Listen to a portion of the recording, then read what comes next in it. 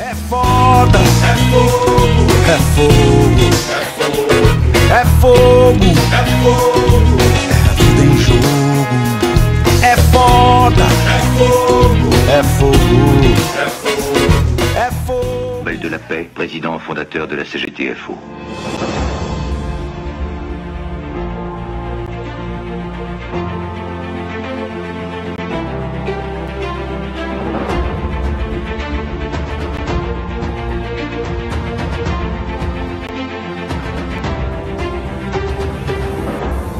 À Paris, dans un logis de fortune, vient de s'installer la CGT Force ouvrière autour de M. Léon Jouot et des 4 secrétaires confédéraux qui l'ont suivi.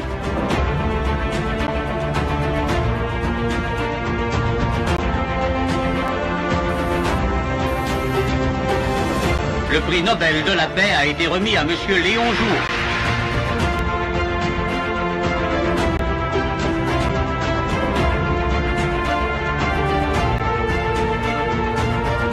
Il n'y a ni désir d'hostilité systématique, mais bien entendu, aucune acceptation de quelque subordination que ce soit.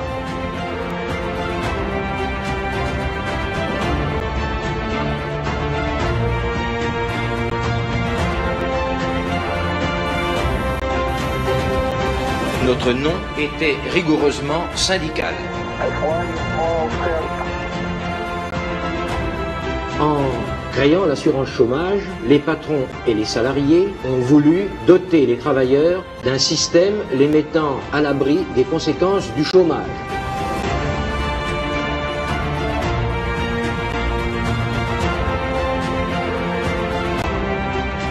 Malgré la crise, Force ouvrière n'oublie pas la Pologne et le combat du peuple polonais.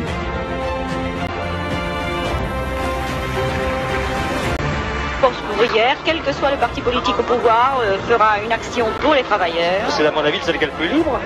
Chez nous, la liberté existe. 4 ministres communistes. Les élections à la sécurité sociale modifient le paysage syndical. C'est une sacrée page qui se tourne. Moi, je crois en la primauté du social sur l'économique.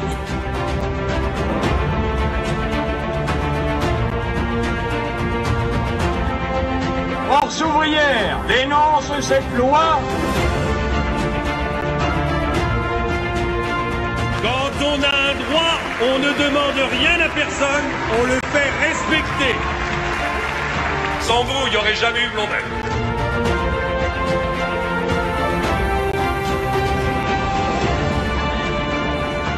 Si on allonge encore la durée de cotisation, c'est la double peine.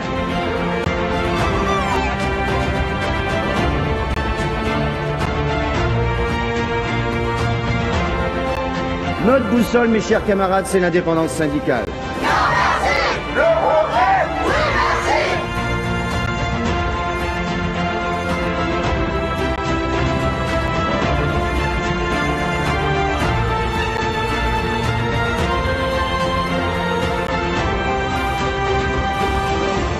Arrête les licenciements.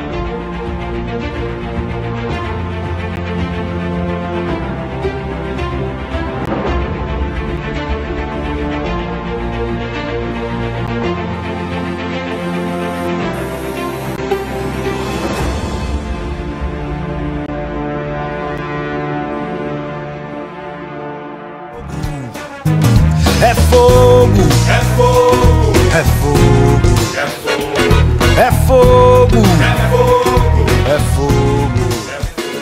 J'ai pas de poste particulier, je suis pas au bureau, je suis un peu freelance, mais je suis seul dans mon entreprise, donc je m'occupe déjà en tant que DP, j'ai déjà mon petit boulot de DP. Après, je donne un coup de main à l'UD parce que c'est important de donner un coup de main à l'UD de temps en temps, ça fait partie du rôle de militant à mon goût. Bonjour, je me présente, je m'appelle Elsa, j'ai 32 ans et je travaille dans le secteur de la restauration depuis maintenant 6 ans. J'évolue actuellement au sein d'une entreprise de 6 salariés et j'ai pris la décision d'adhérer à Force ouvrière pour avoir une certaine indépendance professionnelle.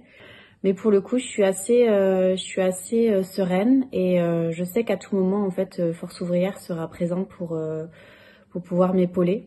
J'ai déjà fait appel à eux dans le passé pour qu'ils puissent répondre à des questions et l'équipe a été vraiment très réactif et très disponible pour moi. Et donc c'est pour ça qu'aux prochaines élections, je voterai pour Force ouvrière. 2016-2020, 4 ans, la justice est passée avec toujours cet accompagnement de FO tout au long de la procédure. Ils ont été condamnés et donc c'est un soulagement pour moi puisque mon employeur, attaquant le délégué syndical de l'établissement, il y avait quand même un enjeu important au sein de l'établissement, aux yeux de mes collègues, aux yeux de mon équipe aussi syndicale de l'établissement. C'était très important pour moi, très, très important. Aujourd'hui, je me sens beaucoup mieux puisque avec le soutien de FO, je continue ma mission auprès des autres salariés et mon investissement est total auprès de mon syndicat, bien entendu. Je pense qu'il devrait se syndiquer le plus vite possible parce que le monde du travail est parfois impitoyable. Vous avez des devoirs, mais aussi des droits. Vous ne pouvez pas toujours affronter seul votre employeur. Le syndicat Force ouvrière, avec ses conseillers du salarié, ses délégués syndicaux, ses juristes, vous accompagnent dans vos démarches, dans le respect du Code du travail, des conventions collectives et de la personne humaine. Et c'est très, très, très important.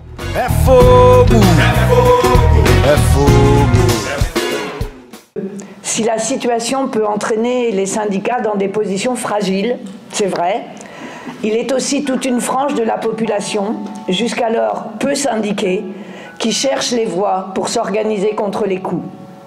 Les personnels hospitaliers, comme ceux du médico-social, comme ceux de l'enseignement, subissent l'accélération faramineuse de la destruction des services publics, comme les personnels territoriaux, d'ailleurs dans une même course à la privatisation. En Bretagne, l'agroalimentaire, constituant le plus gros de l'industrie, est aussi assailli par la voracité des grands groupes pour rentabiliser à outrance, avec pour conséquence les nombreux troubles de la santé qui en découlent. Nous ne pouvons nous y résoudre. La situation est grave, chaque adhérent doit convaincre ses proches, son conjoint, ses enfants, ses amis de rejoindre Force ouvrière. Nous pouvons être fiers de ce que nous sommes. Nous sommes des femmes et des hommes libres, empreints d'altruisme, œuvrant au quotidien à la défense des droits des travailleurs. Le prix de la cotisation syndicale ne peut pas être une excuse. Depuis plusieurs années, grâce à FO, le salarié non imposable se voit rembourser 66% de sa cotisation par l'administration fiscale. Sur une cotisation moyenne à 130 €, une fois la déduction fiscale réalisée, il reste 45 € à la charge du salarié, soit 3,75 € par mois. Ces 3,75 € sont rien en perspective de tout ce que nous pouvons apporter au quotidien. En 2019-2020, au travers de nos mobilisations grèves, nous avons empêché la mise en place du régime universel de retraite par points, empêché le recul de l'âge de départ en retraite. Macron et ses soutiens, dont Laurent Berger, secrétaire général de la CFDT, ne cessent de dire qu'il faut revenir sur cette réforme. Nous leur disons aujourd'hui, solennellement, que notre détermination est intacte et que ce que nous avons su faire en 2019-2020, nous saurons le faire en 2022. Tout comme la réforme des retraites, nous refusons la réforme de l'assurance chômage, qui va pénaliser 1,2 million de demandeurs d'emploi indemnisés, soit à peu près la moitié d'entre eux. Ce n'est ni la réduction des droits, ni la dégressivité de l'allocation chômage qui vont résoudre la précarité et le chômage. Nous considérons que le versement d'aide publique vers nos entreprises doit être conditionné au maintien et à la création d'emplois pérennes et non au versement de dividendes aux actionnaires. La direction, sous notre pression, a accédé à notre demande et nous avons réussi à obtenir 5% pour l'ensemble des salariés de l'entreprise sur les taux horaires qu'ils ont déjà acquis, et non pas sur le 5% de la convention collective. Malgré cela, pour tous nos camarades qui, eux, travaillent dans d'autres entreprises qui n'ont pas la chance d'avoir réussi à négocier ou des structures où il n'y a pas de syndicat, nous serons dans le mouvement du 13 au 17 décembre pour que notre profession essaye d'avoir quelque chose au niveau des organisations patronales. Il faut plusieurs années, effectivement, pour former un bon élu.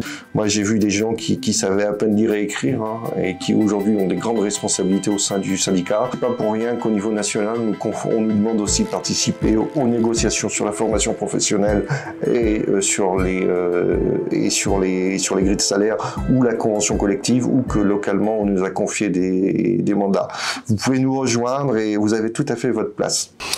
Monsieur Lahaye Laurent, transport, J'ai fait une formation sur la découverte EFO. Très bien, très bonne formation à faire. Pour toute personne qui vient au syndicat, c'est quelque chose de très agréable à faire. On apprend beaucoup de choses et c'est très enrichissant pour soi-même. Des stages sur la négociation, comment on négocie.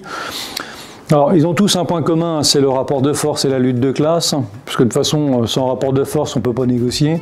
Alors, les camarades peuvent trouver sur le site de la Confédération le catalogue donc du CFMS, dans lequel on a tous les stages qui sont proposés. Un stage sur la communication, un stage sur la commission santé et sécurité au travail. Donc, en fait, ça brasse large. Lorient, c'est cool, hein, c'est sympa. Alors, je le dis sans flagornerie, hein, c'est pas... Globalement, dans les UD, on est quand même bien accueillis. Il y a un vrai esprit de fraternité, il y a une vraie dynamique dans cette union départementale qui fait du bien, quoi. Ça donne vraiment envie de continuer. Et puis, les camarades, en fait, je pense qu'ils sont aussi à l'image de l'union départementale. On voit une dynamique, ils n'ont pas peur des mots. Ils n'ont pas peur des mots, mais ni des situations. Hein. Nos camarades routiers, on voyait bien que ça allait. Ils vont au conflit lundi, là, mais voilà, ils sont conscients de ce qu'ils vont faire. Voilà. Et puis bon, moi, alors, je suis content pour une départementale parce qu'effectivement, des camarades ont accepté de venir et de nous raconter ce qu'ils font ici. Le camarade infirmier qui est venu nous présenter comment se comporter en manifestation, qu'est-ce qu'on peut faire, et je trouve ça extrêmement intéressant parce que du coup, c'est du pragmatique. Voilà, on va tous un jour ou l'autre en manifestation. Les différentes interventions de Pierrick étaient enrichissantes et puis en plus, ça donnait en même temps la politique de l'organisation, c'est-à-dire qu'on ne se voile pas la face, on se prépare au combat, on ne sait pas combien on sera, mais voilà, c'est-à-dire qu'on s'organise et il y a une vraie dynamique et ça fait beaucoup de bien. Je m'appelle Yvan, je travaille dans la société Intermarché, donc je suis venu à cette formation pour apprendre et connaître l'environnement syndical, très enrichissant. Moi je vous conseille, vous membres EFO qui n'avaient jamais fait de formation, venez nous voir, venez apprendre et l'union fera la force. Tous ensemble, nous irons combattre dans les rues. J'ai eu des collègues sombrés, quoi. Vraiment qui n'étaient pas écoutés, et le centre de tri c'était l'immensité, on les regardait même pas, quoi. Moi, ce qui m'a convaincu, d'abord ce qui m'a convaincu d'aller vers le syndicat, c'est que je déteste l'injustice. Ensuite, c'est un métier qui est riche. On ne sait pas le matin quand on se lève de quoi la journée sera faite, puisqu'il y a toujours une part d'inconnu. Donc ça a été forme de... Je me suis trouvé dans le syndicat, je me suis enrichi par le syndicat, et le fait de représenter le personnel, c'est un apport personnel qu'on est content de rendre et quasiment illimité. Mais écoutez, on vous attend, rejoignez-nous, rejoignez l'équipe. Et je pense que quand on y entre, c'est difficile d'en ressortir, donc tentez l'expérience.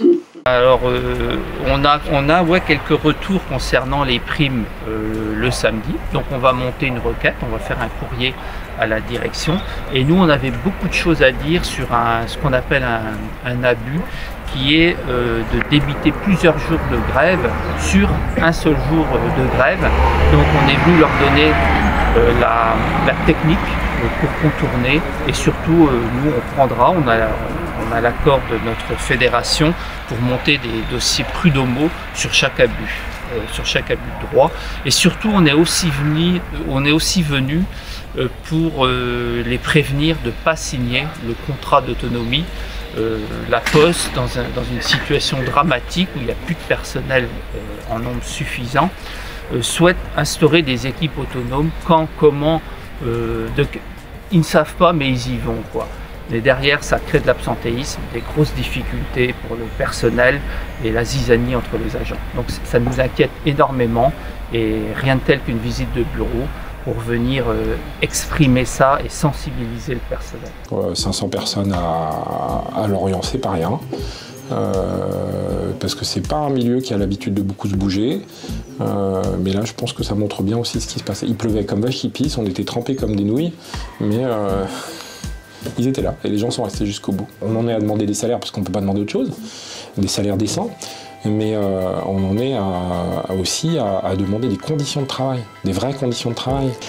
Les collègues infirmiers, les collègues dans l'hôpital, les gens, enfin, les copines de la poste qui font des trucs de fou avec des gens qui sont en difficulté, parce qu'elles font du social aussi, hein, mine de rien, c'est même pas écrit dans leur métier. Ben, elles font ça. Enfin, moi j'y vais tous les jours, parce que mon métier fait que je vais à la poste tous les jours.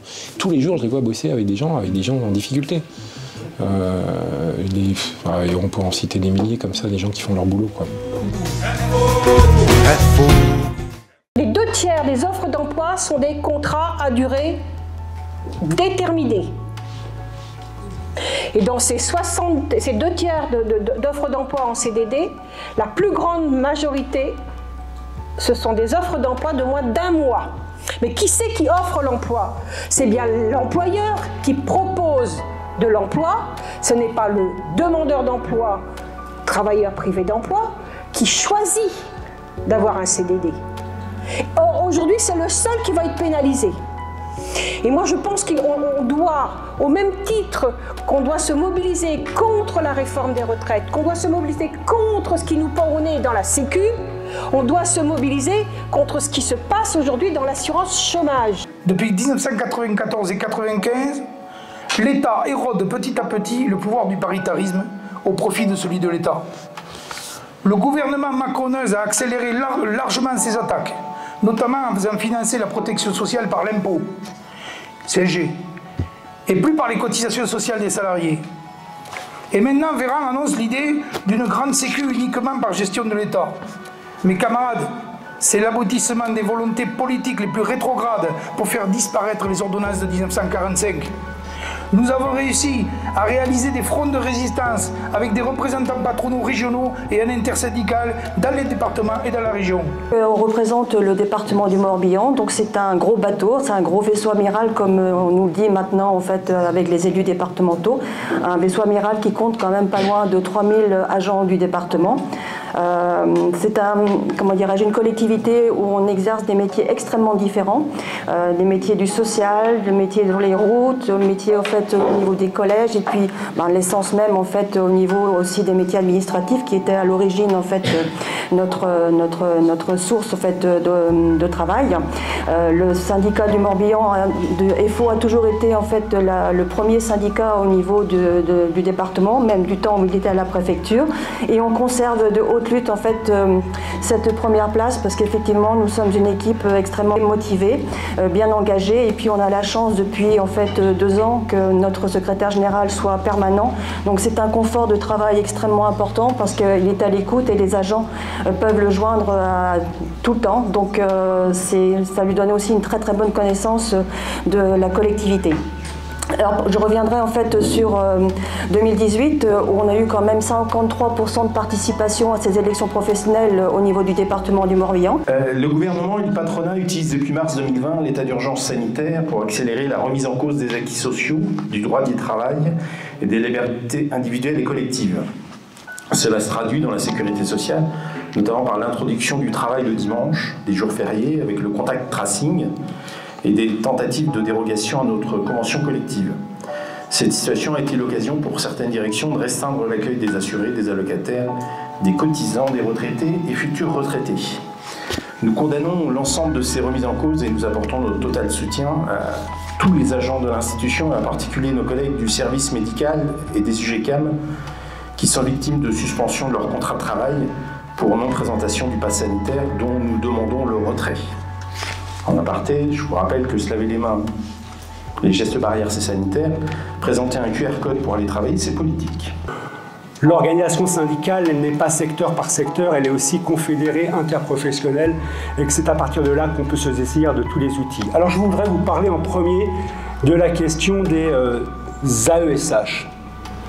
Nous avons une situation dans les écoles où d'un côté on a détruit les structures et on détruit les structures d'accueil des enfants relevant du handicap, et on a créé un métier qui est un vrai métier, mais qui est en même temps le prolétariat des écoles, avec des collègues payés sous le seuil de pauvreté, à 800 € par mois, Des collègues qui parfois, avec des enfants qui ont des troubles du comportement sont dans des situations où ils passent la journée complète avec l'enfant.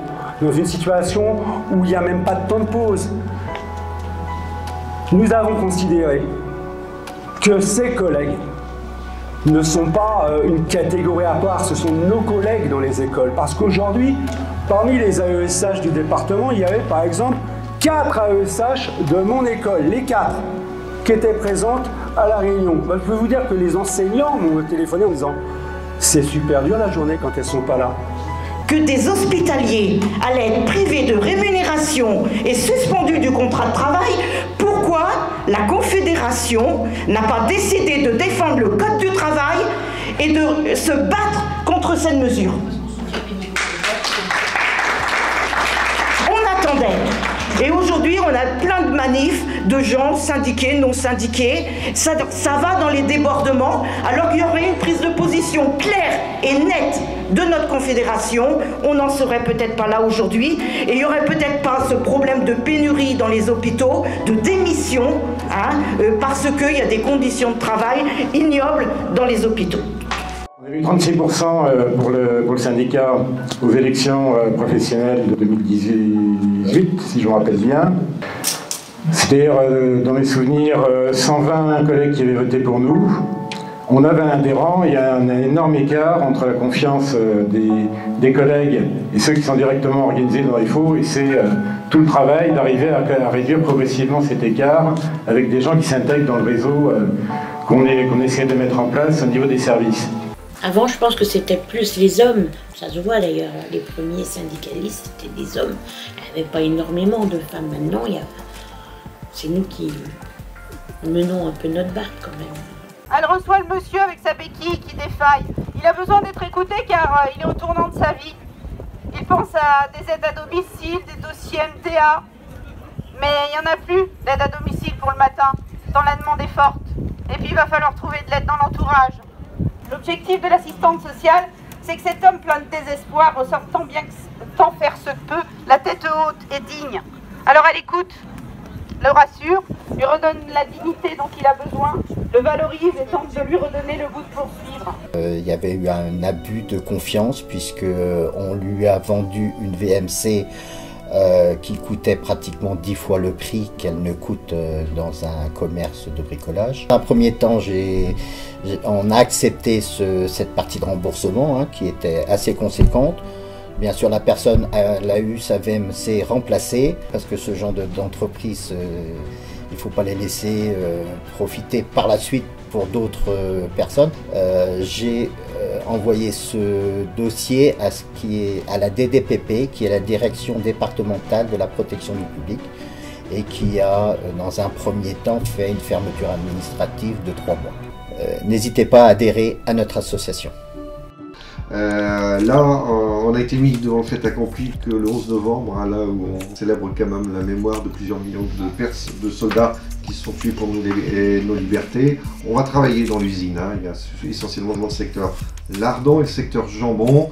Moi, j'ai fait signifier, j'ai fait comprendre à la direction que là, on était vraiment limite et que c'était un cas de fâcherie, et encore, je pèse mes mots, extrêmement important. En tout état de cause, on a obtenu que ce jour férié, pour ceux qui viendront travailler, seront rémunérés comme le samedi, et en plus, ce jour férié sera récupéré. Donc les gars, pour remercier FO, vous allez travailler un jour férié, mais en plus, vous pourrez le prendre quand vous voulez. Allez, salut, bye, et à bientôt. Ça rejoint aussi, nous, nos revendications qu'on a aussi dans l'entreprise. La hausse de nos salaires, des embauches de salariés, et effectivement aussi l'amélioration de nos conditions de travail. C'est vrai que là, on sort de 2 années très particulières où on s'est tous mobilisés pour maintenir l'entreprise à flot. On s'est battu comme des lions, et aujourd'hui, on n'a pas le retour, et on sort littéralement crevé de ces 2 années de combat face au Covid-19. On nous a demandé beaucoup de choses, on nous a promis monts et merveilles, et aujourd'hui, quand on demande nous un juste retour des choses, les directions ou la direction, ils sont aux abonnés absents. Moi je dis aux gens, il faut se syndiquer. Une carte syndicale, une fois les déductions faites des remboursements de l'État, coûtent environ 50 € par an. 50 € par an, je pense que c'est 3 fois moins presque la redevance télé. Et pour ceux qui fument, c'est 3 paquets de cigarettes. Voilà. Donc l'excuse de dire que une carte syndicale est trop chère ne peut pas tenir. FO est là pour aider le personnel, pour aider les collègues. Il ne faut pas rester avec son problème, il faut savoir taper à la porte de FO. Il faut vider son sac. Alors, ce qui m'a motivé pour prendre cette fonction, plus qu'une situation personnelle, c'est tout au long de ma carrière à la Banque Postale, c'est un tas de situations qu'on rencontre qui font qu'on n'a pas de réponse, seul, isolé. Donc l'idée, c'est effectivement de créer autre chose, une dynamique collective. Je suis boostée. Je remercie Sylvain parce que c'est vrai qu'il est plein de connaissances et donc il est hyper encourageant, hyper positif. Et donc c'est important parce que parfois on se sent un peu seul et isolé dans nos collectivités territoriales. Nous en tout cas les femmes, les employées administratives. En effet, on nous parle de déficit. Il n'y a pas de déficit à la sécurité sociale. Il y a un déficit, mais il est créé. Il est créé volontairement. Il n'y a pas besoin de sortir de l'ENA pour trouver des solutions. Il suffit déjà de supprimer la CSG et de remettre en place la cotisation sociale, donc, qui sera affectée obligatoirement à la sécurité sociale. Il suffit d'arrêter les exonérations de charges sociales et non pas des charges patronales comme les employeurs tentent de le dire, mais c'est des charges sociales, c'est du salaire différé. Donc logiquement, c'est du salaire qu'aurait dû percevoir le salarié, mais à l'époque, donc il y a eu une convention, un accord, où une partie de ce salaire était affectée à la sécurité sociale. Et quand je dis sécurité sociale, c'est caisse de retraite, allocation familiale et chômage. Et l'État, d'un autre côté, rembourse toutes ces exonérations qu'il a déjà accordées, qui se chiffrent à des milliards, mais qu'il n'a jamais compensées à la sécurité sociale. En tout cas, pas en totalité. Et puis, là, on est dans la grande discussion sur la réforme de la retraite. On dit qu'il faut travailler plus longtemps parce qu'on vit plus longtemps. Sauf qu'on oublie que la retraite, ce n'est pas de l'argent public. Ça n'est qu'un retour de ces cotisations sociales. En fin de compte, ce sont tous les retraités qui ont payé leur retraite et qui, aujourd'hui et demain, paieront leur retraite. Donc, ça n'a rien à voir avec de l'argent public, tout comme la sécurité sociale n'est pas de l'argent public et l'hôpital n'est pas de l'argent public non plus. Parce que c'est la sécurité sociale qui finance l'hôpital. Et qu'est-ce que la sécurité sociale? Ce sont les cotisations des salariés et des employeurs. Donc, faire travailler plus longtemps les salariés, c'est complètement idiot. Surtout que quand on sait en moyenne, les salariés au-delà de 60 ans sont pour une grande partie déjà plus dans le monde du travail. Parce qu'ils sont soit en invalidité, soit en accident du travail, donc en rente accident du travail, ou soit ont quitté le travail. Par contre, refaire un retour au 37,5, donc c'est utopique, mais ça serait une solution. Parce qu'on fait partir les gens à la retraite après 37 années 5 de cotisation et on met les jeunes au travail. Les jeunes, ceux qui sont au chômage, et les moins jeunes, ceux qui sont au chômage, avec un salaire décent, eh bien, ils vont cotiser. Donc automatiquement, ils vont renflouer les caisses de la Sécu. Et ils ne seront pas plus malades qu'ils le sont aujourd'hui. Donc on équilibre les comptes. Donc c'est simple comme bonjour, mais seulement il faut le vouloir. Le gouvernement nous dit le pass sanitaire s'arrête le 15 novembre. Bon. Quand on a distribué 100 milliards d'aides publiques, on peut se poser la question de est-ce qu'on ne pouvait pas imaginer un système pour les salariés qui ne remplissent pas l'obligation vaccinale. Ça, c'est un premier point. Dans le même temps, Emmanuel Macron, Olivier Véran, ce week-end, n'ont pas eu de cesse de dire tout va bien, Madame la Marquise, en termes sanitaires, on va lever le pass sanitaire. Donc on voit bien qu'il y a des contradictions et ça pose aussi la question de la finalité ou de l'esprit du pass sanitaire. Est-ce que c'est vraiment un outil protecteur des Français ou est-ce que c'est un outil de contrôle et d'atteinte aux libertés? É foda, é fogo, é fogo, é fogo. é fogo, é fogo.